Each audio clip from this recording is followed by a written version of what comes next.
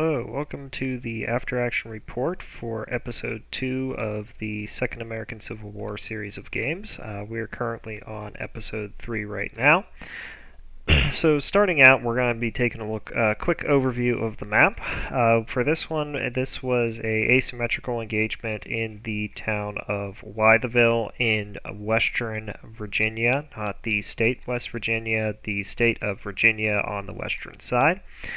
This map was chosen due to the territory in the north with the mountainous ridges also in the south, making it a little bit more passable for militia forces to utilize, also to take armor out of the equation for government forces in the area.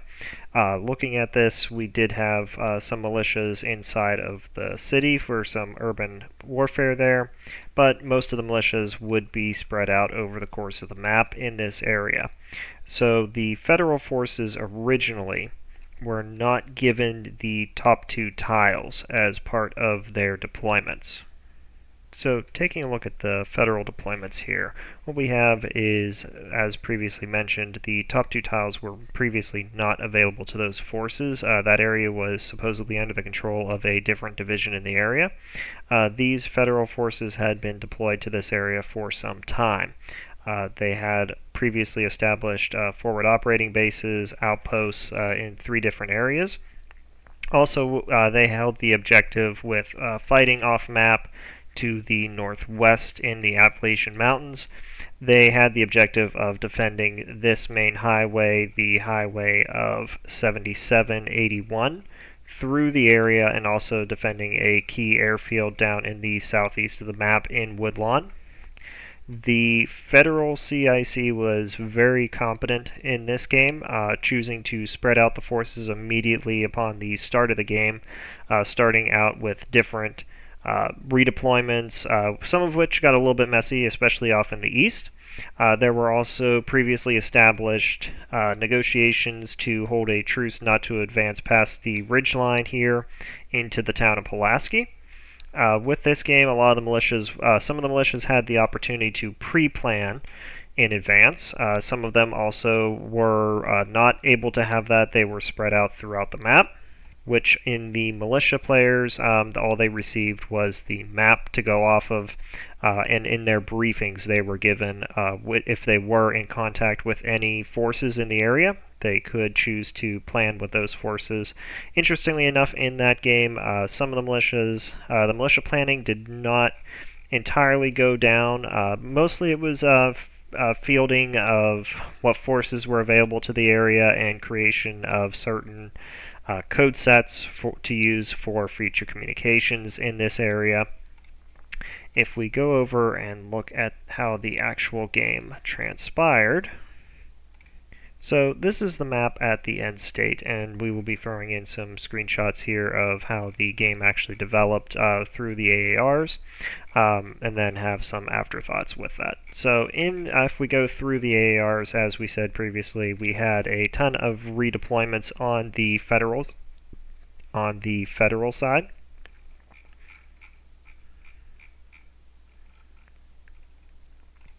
And we can see in this screenshot here, a lot of the militias were disbanded originally, but we will have a starting screenshot here. The militias were mostly spread out throughout the map. A ton coordinated up here in the area of Pulaski. The federal forces choosing to spread out began scouting, using some helicopters to lift their troops into different areas, spreading out amongst the map. There were also Southern Confederate infiltrators entering from the northwest side of the map. As the game developed, we had the first couple turns due to the competency of the federal commander. What we had was the Southern Confederate forces had the objective of neutralizing this tunnel up here near Big Bend, and they did that within the first couple turns, forcing a redeployment of the federal forces in the area, but there was already a forward operating base deployed forward north. There were protests going on in Wytheville, so the event that kicked off the events here was that a protester had been killed outside of a supply depot, and there were protesters in the city to see how that situation would develop. We had dice rolls to determine if there were any incidents at that, and fortunately for everyone involved, there were no major incidents happening at the protest. But we did have some social media posts of different ongoing events. We also had a false flag event happen down here near Ivanhoe of a old abandoned building being blown up, and surprisingly, the federal forces reacted a lot with diplomacy rather than force at that, and the militia actually accepted that. In this game, we had a lot of militia forces accepting humanitarian aid from the federal forces in the area. And at this point, we were at 6-hour turns already. So for the future games, we're looking at utilizing full day turns to allow for some more setup of each side, allow diplomacy to take place, as that was some of the complaints of the players that they did not have full setup time there. Some of the social media, so spectators in this were allowed to post on social media, and what they did was spread some of this false flag information. The most aggressive militia was the militia in Riverhill, which immediately took contact with any patrols coming through the area, which instead of the federal forces attacking the area directly, I should say, they cordoned off the area accordingly, tried to send in humanitarian aid where they could potentially do that, which actually paid some dividends there. There were also vast use of drones for scouting in this game as well. A lot of these drones did have roles to see what they would see due to the terrain and the forest to see if they would pick up anything. Also, halfway through the game, the federal forces received the order from higher-up command to begin disarming the population. However, the CIC for the federal forces was very jurisdictious in doing this, choosing instead to begin with just checkpoint disarmings of weapons rather than going on for full mass de-armament of the area, I should say. What happened was in the north, the major thing there was that in the north there was a patrol due to a supply plane being shot down that came out and crossed over the ridges, which led to a fairly large engagement to the west of Pulaski by the end of the game there. The Southern Confederate forces were caught up to by federal forces here out in the west, but they were able to successfully disengage from that and lose their pursuers. However, this led to the division of the Southern Confederate forces in the area, as another group had proceeded to the east of Wytheville to conduct convoy ambushes, but they were quickly dealt with by the federal forces. Also in the south, militia forces took advantage of one of the FOBs being lightly guarded at the time and attacked it and actually overran the position, gaining a lot of military equipment, military weapons, ammunition, food, etc., which they were able to successfully disengage from that.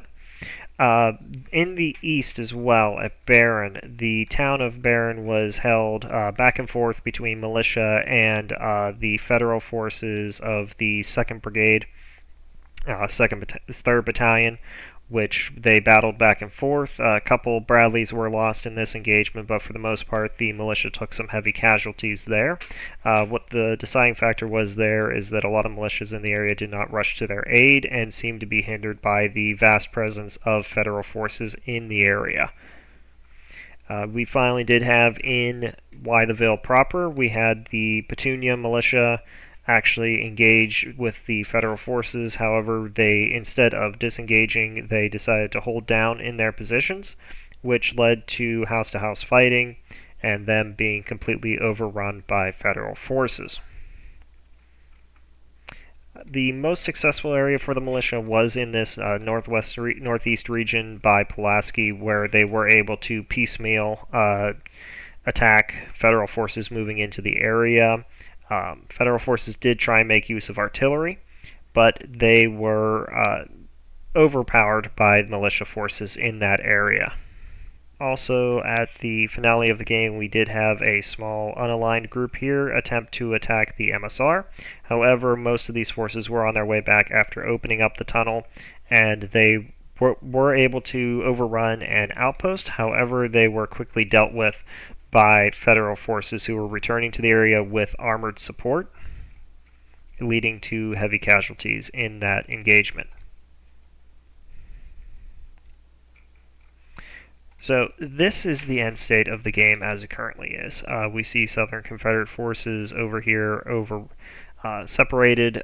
Their command and control has been shattered by Federal forces. We have a militia group that is under heavy contact from Federal forces. The militia inside the town of Wytheville proper has been completely destroyed. And Southern Confederate forces as well have been completely overrun after being ambushed multiple times from their retreat from the highway deeper to the south. The attack on Barron, though they have retaken the ground of Barron Springs, they are in no condition to continue fighting. And in the south, there is no question that the airfield and main supply route MSR is in complete hands of the Federal forces by the end of the game as well. You do see that the Federal forces are advancing west, however, the militia have properly prepared with hidden supply caches in this area, and therefore they are going to be able to potentially hold out for a while or egress from this area and continue operations elsewhere. So that is where we decided to leave this game. This was run with no umpire assistance. This was one person running all these players.